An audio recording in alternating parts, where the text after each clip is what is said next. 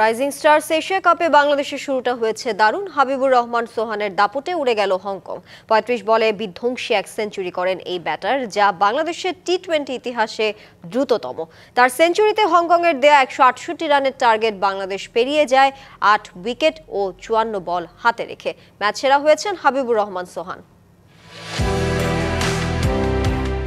সচরাচর টি-20 সুলভ ব্যাটিং দেখা যায় না বাংলাদেশের ব্যাটারদের কাছ থেকে। সেই ধারণা এবার পাল্টে দিলেন ঘরোয়া ক্রিকেটে দুটি ছড়ানো হাবিবুর রহমান সোহান।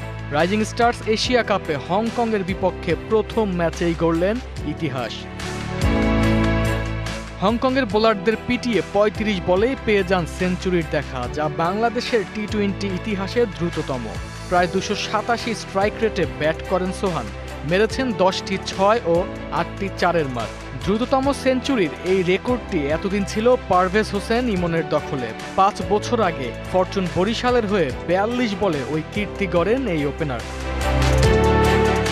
সোহানের ক্যারিয়ারের শুরুটা টেপ টেনিস ক্রিকেট দিয়ে। বছর ৫ ধরে খেলছেন ক্রিকেট বলে।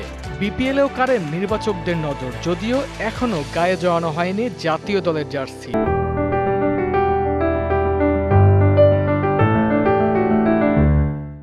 তবে নিঃসন্দেহে এই ইনিংস নির্বাচকদের ভাবাবে নতুন করে।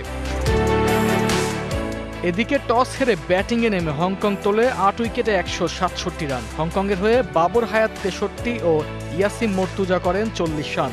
বাংলাদেশের হয়ে রিপন মন্ডল ২৪ রানে নেন ২ উইকেট। জবাব দিতে নেমে জিসান আলমকে নিয়ে দারুণ শুরু করে বাংলাদেশ। সোহানের পাশাপাশি বিস্ফোরক ইনিংস খেলেন অধিনায়ক আকবর আলী। ১৩ বলে ৪১ রান আসে তার ব্যাট থেকে। এমন দারুণ সব ইনিংসে বাংলাদেশের জয় ৮ উইকেটে।